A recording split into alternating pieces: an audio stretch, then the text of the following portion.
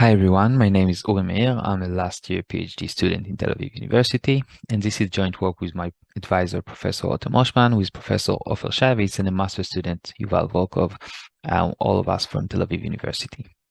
Today I'm going to talk about the resilience of free majority dynamics to non-uniform schedulers. So the outline of the talk, we're going to talk about discrete CRNs. We're going to explore the notion of schedulers and what have been used before. Later on, we're going to define specifically the free majority dynamics, which is our study case, and talk about some new results and what we defined and found out in our study. Okay, so discrete CRNs.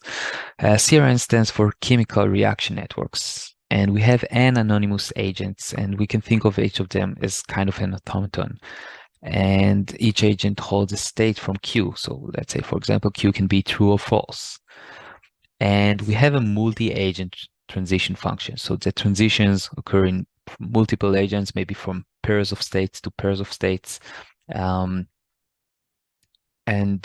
here the anonymity plays a role because we only care about the states, not the agents that interact. And again, the anonymity appears when we summarize the status of the network at each given time by a configuration that only cares about how many agents are in each state, not which agents, but how many agents are in each state. So for example, if we have this network, the configuration would only say, well, we have 3 false and 4 trues, nothing more.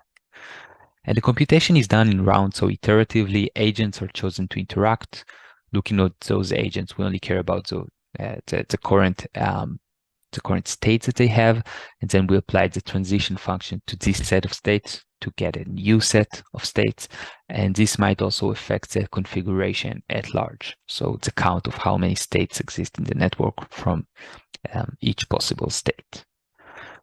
And how can we compute a function in this model? Well, first of all, we have n inputs for each agent. Each agent holds an input, and we have a map from the inputs to states. And once every agent mapped his input to a state, we have the initial configuration C0. And then we just run the protocol. So we run more and more interactions. Each interaction, we have the transition function, which changes the configuration. And we have a sequence of configuration C1, C2, C3, and so on and so forth. And this stops when we reach a stable configuration, or perhaps potentially a stable set of configurations that we're not going to escape. And such a configuration or a set of configuration will be mapped to an output. And once we can map to an output, this means the computation is done. Great, so let's do an example. So we have the states true and false, and maybe we have the transitions that takes 2 false and keeps in 2 false, but if any of the 2 agents have a true or both of them, then they both will switch to true. So this is kind of OR between 2 agents, and this can be used to calculate the OR between the entire set of agents. So let's see how it's done. So we have the configuration here is 3 false and 4 true. And of course, if initially we have at least 1 true, then we want all of the agents to switch to true. And indeed, if a true meets a false, it's going to convince him there is a true in the network. If 2 true meet, nothing happens. Then soon enough, all of the agents are going to encounter a true and switch to true. And once everyone is on a true, this can be mapped to an output. Okay, there was a true agent initially in the network. Great. So let me tell you the brief history of discrete CRNs. It starts with a CRN, not a discrete model, a continuous model that was used. It's a mathematical model to try and understand the interaction of molecules. It was published in a journal in chemistry by Gillespie in 1977. And as far as I know, it has nothing to do with computer science, or had nothing to do with computer science originally. Skip 30 years forward, in 2006, population protocols were defined in a paper by Angluin, Aspens, Diamadi, Fisher, and Peralta. They try to model maybe sensor networks, or maybe any distributed network where each agent is very weak computationally. And they only considered pairwise interactions. which is a bit different from CRNs. However, for the set of states can be of super constant size. So if you have n agents, you might as well have log n states of memory. So in that sense, it's a bit different and maybe stronger potentially from CRNs. So there are some similarities and some dissimilarities between population protocols and discrete CRNs. Eventually, discrete CRNs were defined in 2008 by Soloveitchik, Cook, Winfrey, and Brook, and this is the model that we're going to focus on today. Let's talk about the notion of schedulers. It appears in both population protocols and CRNs. The idea of a scheduler is this. Today we'll focus on free agents interactions. So we need to choose free agent each round. And we've written before, interacting agents are chosen, and then the transition function applies. But what do we mean by chosen? We didn't say how they are chosen. So up so far, there are two main regimes. One of them is the worst case schedulers. Well, almost. We're going to say 2 words about that. And the other regime that will be more of an interest point for us is the uniform schedulers. So worst case schedulers are a bit tricky, right? Because you can't go worst case all the way. I mean, an adversary that doesn't want anything to compute can simply choose the same interaction over and over again, and nothing is going to ever change. So we need to force him to do something different. And population protocols, they added some sort of a sanity check that I like to think of as a Murphy's law. So any interactions that can be scheduled will be scheduled and infinitely often. So in population protocols, the interactions are pairwise. So any pair is going to interact, and it's kind of it kind of makes sense because you say, well, maybe the adversary, the worst case adversary, is trying to create some dissonance between two agents. So note that they will always have another opportunity to check up with one another and make sure that they're on the same page. And this sanity condition is already enough to allow the protocol to be able to compute a large set of problems that are called semi-linear sets or Pressburger arithmetic. We're not going to go into that. I just wanted to give you some broad motivation and background. However, uniform schedulers are more of an interest point for us. And for population protocols, they arrived a bit early, a bit later. For CRNs, they were there since the beginning. And basically the idea is, well, let's choose the unit agents that interact uniformly at random, and we kind of expect the information to propagate fast, right? Because everything is so random. And here you can focus on the actual running time, the number of interactions that it takes you to get from the initial state to the output states, the stable states that indicates what is final result of the computation. And let's just say that maybe we should mention that what is the scope of running time that we can deal with. So there is a natural barrier that we can't go below roughly n log n interactions, right? Because this is the amount of interaction by coupon collector, like a simple argument. This is the amount of interactions that we need only to see each and every agent in the network. And if there are agents that didn't take part in the computations, and there are inputs that weren't incorporated into computation, and you can't expect the computation to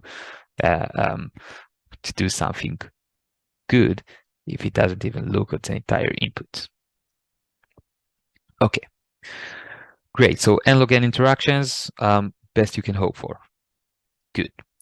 Okay, so let's talk about the free majority dynamics. Technically, this is a discrete CRN protocol, and the interactions are in triplets, as we said, free agent interact in each round. The set of states is only 2 states, X and Y, and we're trying to decide which one of them was originally the majority. This is the goal of the of this protocol. And the transition function is just making a local decision, a local majority between the 3 nodes that the 3 agents that interact currently. So if the 3 of them agree then they're going to stay in their opinion. If two of them has one opinion and the third one has a different opinion, then he's going to fall back in line and switch their opinion to the majority among those three. So after the interaction is done, all three agents definitely agree with one another. And the goal, as we said before, the goal is to compute the majority of the initial configuration. So if at first we had more X's, and without loss of generality, usually I'm going to refer to X as the majority. If at first we had more X's, then we want the computation to be done where everybody knows that X was the initial majority, so everybody switched to X. But in actuality, we're not going to be able to compute majority in a general sense.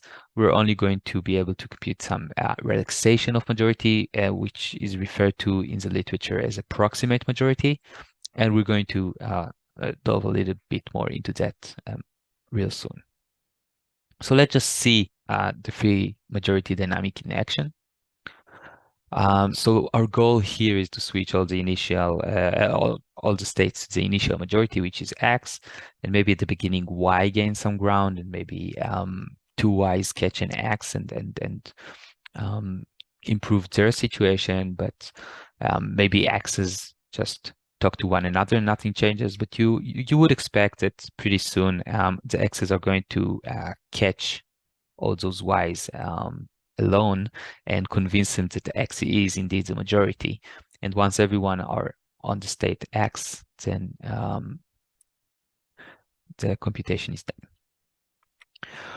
Okay, great. So why approximate majority? That is the question. So we're going to get some inspiration from, again, population protocols. So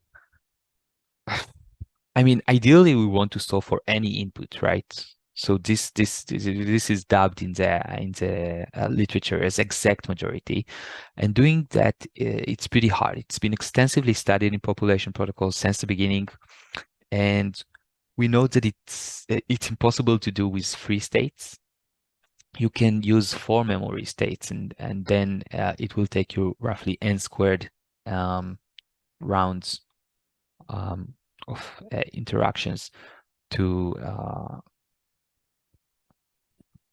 reach your goal, and you can't do much better in terms of rounds of interactions. But then if you want to improve the running time, if you want to do it in n log n rounds, then in fact this is possible, and it took quite a while to achieve this specific result. This can be done with only log n states, but still a super constant number of states, so very different from 4 states and n squared rounds. As opposed to that, we have log n states, a super constant number of memory states, and we can do it in optimal running time of n log n running time. And this actually concluded like a pretty long and very original, nice line of works. It's a paper by Doty, Eftekari, Jasiniak, Severson, Stroyak, and Oznansky. Okay, so let's stick to our relaxation, right? So we want to solve majority, but only if the initial gap was large enough. Because if the initial gap is just 1, then this is what makes it very tricky, and we need to have like some invariant. We need to have a lot of states in order to really understand, like keep in mind even this minor initial advantage of the majority. But if the majority initially had a large advantage, a large gap, then it's much easier. And back in 2008, a population protocol by Angluin, Aspens, and Eisenstadt already showed that you can do that in only 3 states, which is completely impossible for exact majority. And it will also take like an optimal number of rounds, n log n rounds. So this is great. We only pay in the relaxation. We can only deal with inputs that originally had a large initial gap. And this protocol kind of really relates to a discrete CRN that is the free majority dynamics. One of them has interaction in triplets and then only 2 states, and the other has interaction in pairs, but free state. So they added like a third state that is kind of neutral. And they kind of seem to do roughly the same thing. Okay, so what do we know about the approximate majority? So there is a nice theorem from rather recently in a paper by Condon, Hajiaji, Kirkpatrick, and Manouche. It basically says the following. For the uniform scheduler, free majority dynamics solves approximate majority with high probability and within an optimal number of rounds, only provided that the initial gap, so the number of x's, the excess of the number of x's over the number of y's, is at least square root of n times log n. So the square root of n you can think of kind of like maybe standard deviation, something like that. And the log n is actually there to have a high probability of success. And it's an easy observation that if you look at worst case scheduler for this protocol, that's impossible, right? So the adversary can basically take, if you have even 2 minority agents, it's enough for the adversary to gang up with those 2 over many different majority agents, one at a time, and convert all of them to the wrong side. And this even with the sanity conditions that we mentioned before, this can still hold. Okay, so let's just give 2 minutes to roughly understand what happens in the analysis of this nice paper. So basically, they reduce the entire process into a one-dimensional random walk that keeps track of how many x's versus how many y's we have. This is one-dimensional because the sum of x's and y's is always the number of agents total, which is n. And they focus at each step at the probability to convert y to an x, so 2 x's convert to y, versus the probability that 2 y's converted an x to y. So this is the wrong direction because we think of x as the majority. And basically, the more x gains ground, the more of the majority nodes we have, the bias is more towards x. And technically, the analysis is in phases. So the first phase, you just want to establish like a linear gap. And this is the very sensitive part. This is why it doesn't work for exact majority, for like inputs that have like very small gap, because then the probability is too high that the minority is going to be the first to establish a nice gap towards their direction instead of the majority direction. The second phase is somewhat less sensitive in the sense that we only want to increase this already linear gap to a very large linear gap. And the tricky part in this phase is only to, it's very delicate to really bound the running time. So in order to prove that the running time at large, like overall, is n log n is the optimal running time, this is the phase that is it's the most it's the hardest to actually show that it keeps n log n rounds. And the third phase, we only want to convince all the straggling agents, all those that haven't heard the rumor yet that, oh, okay, the majority was X. Like everybody, or almost everybody knows that, but some few agents still don't know that yet. So this is required in order to reach full consensus, because we said that only the stable configuration, which is where everybody agree on the same value, this is the configuration that outputs, okay, the initial majority was actually X. Okay, so let's talk about new results. So perhaps the most important contribution in our paper is defining an intermediate regime, something that goes all the way from a uniform scheduler to a worst case scheduler. And we do so with the definition of a P epsilon scheduler. And the game is as follows. Every round, the adversary cannot choose the specific interaction, but rather a distribution over interactions, or in our case, over triplets of agents. And it can only choose distributions that are at most of distance epsilon from the uniform scheduler or distribution in LP norm. So P and epsilon are both parameters.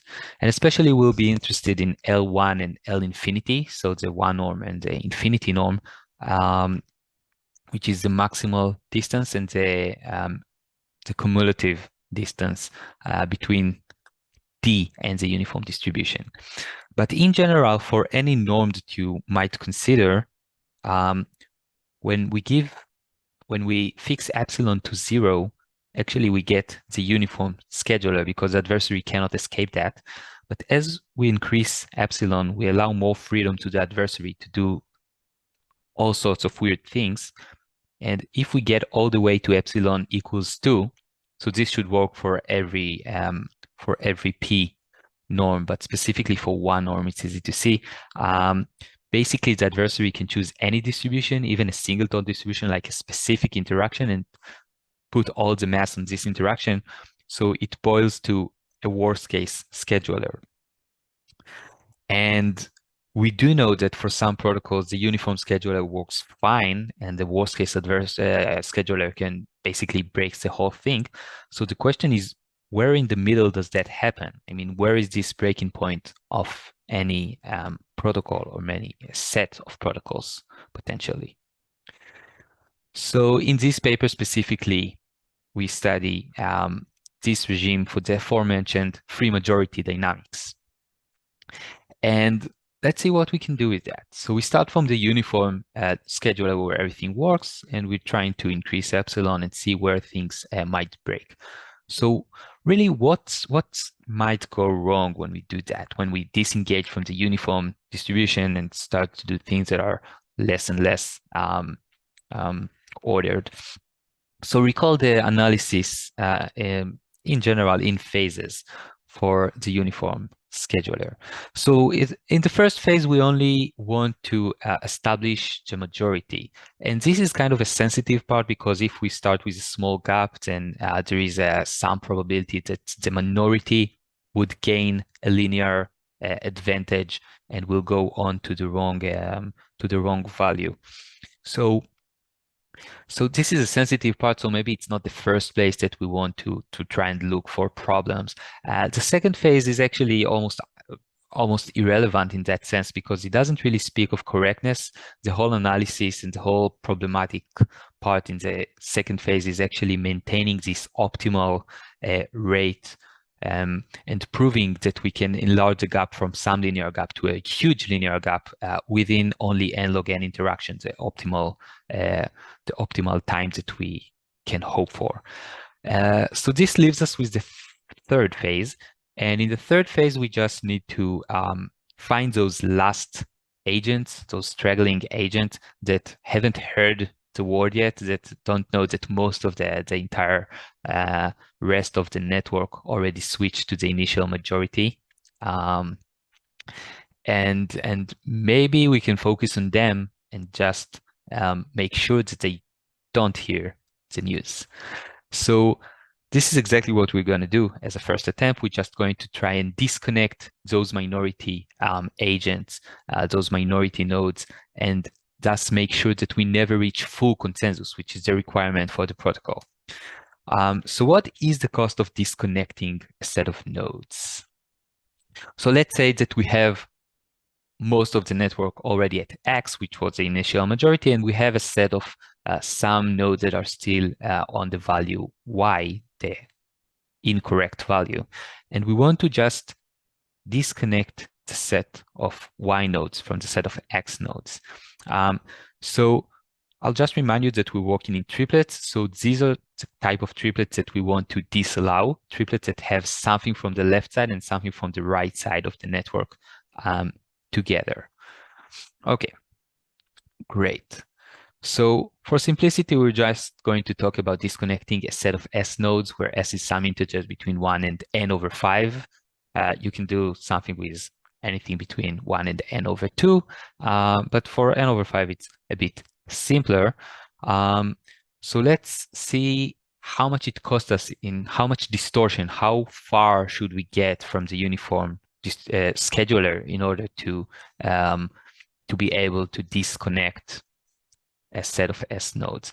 So for the infinity norm, it's actually quite simple. The uniform scheduler gives each and every triplet a probability of exactly 1 over n choose 3, or we denoted it by capital N here, so 1 over capital N.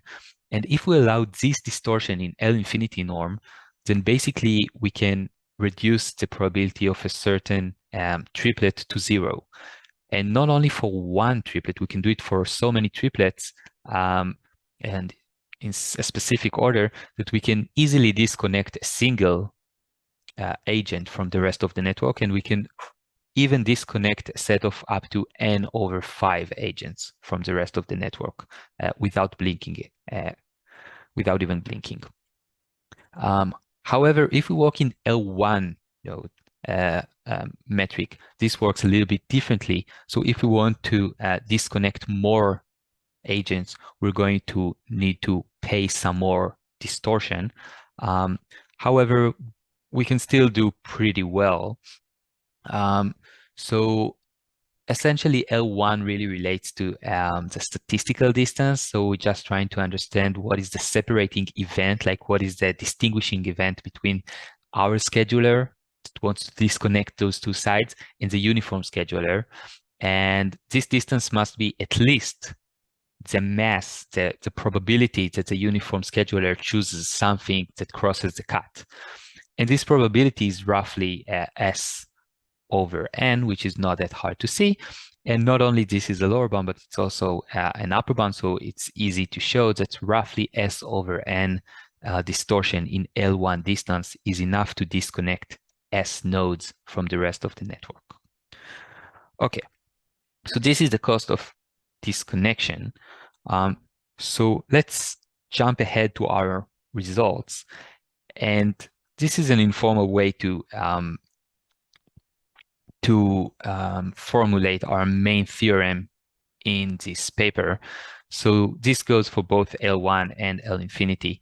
First, we have an impossibility result that says the following: if epsilon, whatever P we choose, either 1 or infinity, if epsilon is large enough to disconnect agents, we can prevent consensus. Basically, we do the disconnection that we just saw in the last slide, and we can make sure that we're never going to reach full consensus. However, there is an interesting dichotomy here, because if epsilon is slightly smaller than that for both p equals 1 and p equals infinity, actually we are going to reach consensus. And we are going to do it with high probability and with optimal number of rounds. The only thing that we're going to pay is going to be the initial gap that we must have.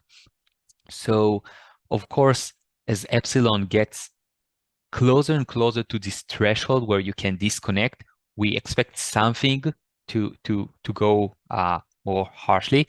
And actually, we need what we need to fix in order to deal with that is just to start with a slightly larger and larger gap.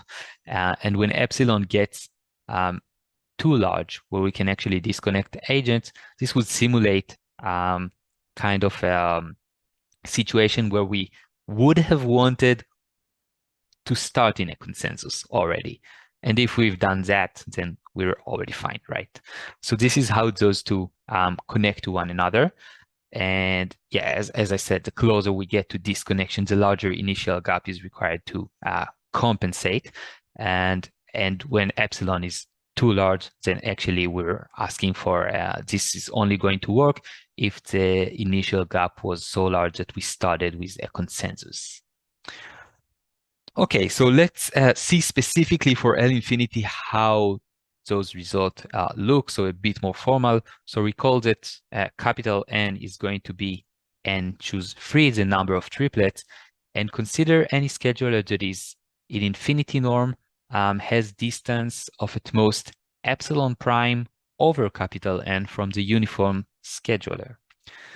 So the impossibility result basically says that if epsilon prime equals 1, this is enough to disconnect not only a single agent, but a fifth of the network.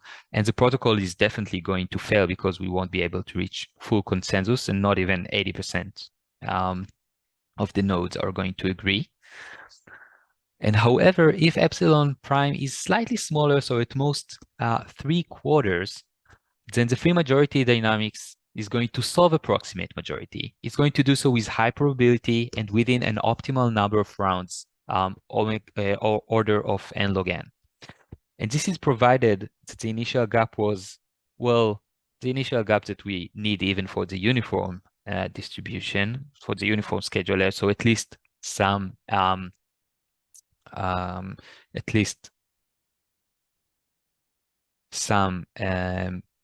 deviation, plus some factor that only depends on epsilon prime and n. So if epsilon prime is constant, then we're going to have to start with a linear gap in order to guarantee that we reach consensus. But if epsilon prime is smaller than a constant, if epsilon prime is, say, order of 1 over square root of n, then this is the dominant factor.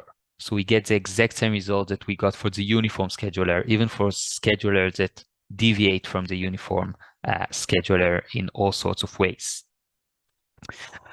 And just to put it in a picture, so we have this range of epsilon prime, and here it goes from, of epsilon, not the normalized epsilon prime, but the distance from uniform in L infinity. So 1 is already the worst case scheduler, and 0 is, of course, the uniform scheduler. And basically, in 1 over n, capital N, this is where we kind of see the threshold. And below this, we're going to get optimal time as long as we have a large enough gap. And above that, actually, we can disconnect the network and prevent convergence. I would show you the same results for L1, but those are a bit more involved and interesting. There's an interplay between the gap and how much of a consensus we want to reach. So we allow ourselves not to reach full consensus, but only a constant fraction of consensus, and it goes into the formal statement of the result. So I'm not going to put it here. You can find it in the paper. But I do want to show you that in L1, things are more complicated in both sides of the equation. So also in the lower bound side, there are more interesting things that can be said in L1 rather than in L infinity. And actually, the first phase, which we said is like very delicate and should be dealt with later on, the first phase actually can go wrong. So let's see how we can do that under an L1 distorted scheduler. So what we're going to do is refer to the sum network as a set of free agents. And then we're going to add 2 agents that we're going to call persistent. And those agents are going to initially start with the minority value, right? So those agents are going to kind of flip the script. And what we'll do is we'll define the next, the following scheduler, which is a 1-2 epsilon scheduler, which is a 1-2 epsilon scheduler. And basically, the scheduler is going to do the following. With probability epsilon, it's going to choose one random free node, so some specific node here, and the 2 persistent nodes. And with probability 1 minus epsilon, it's going to do what we're used to, which is choosing 3 nodes that are free and interact among them. So a different way to see this entire thing, a different way to see it, is that perhaps the actual network that we have is those of the free agents. And basically with probability 1 minus epsilon, we do everything fine. We use the uniform scheduler over those this set of like free agents, blue and brownish in the picture.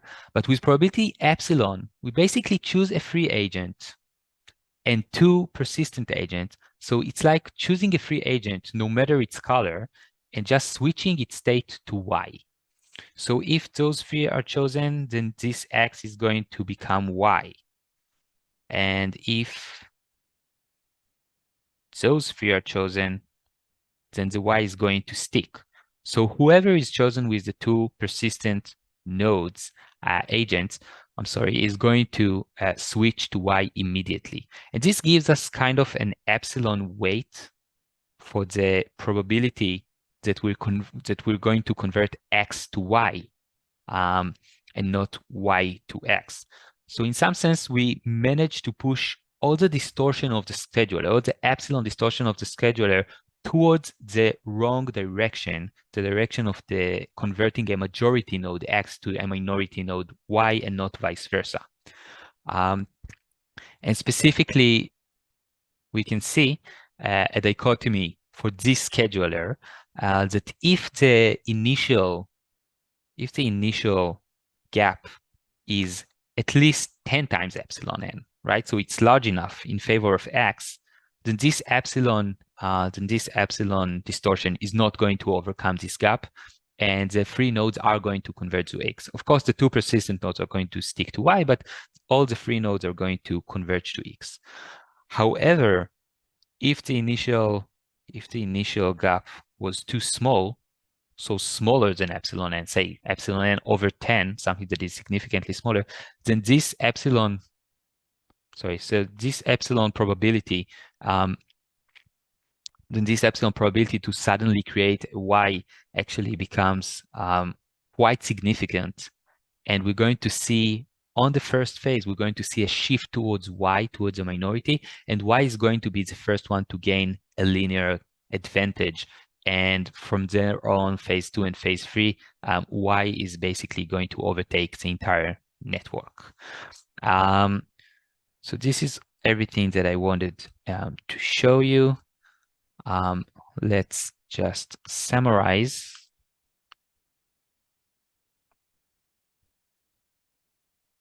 Okay, great.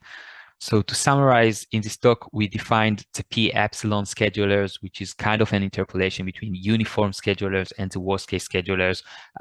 We exemplified this notion in the free majority dynamics, and we have seen that small distortion is already enough to allow disconnections and therefore break the free majority dynamics, or at least the original way that it is defined.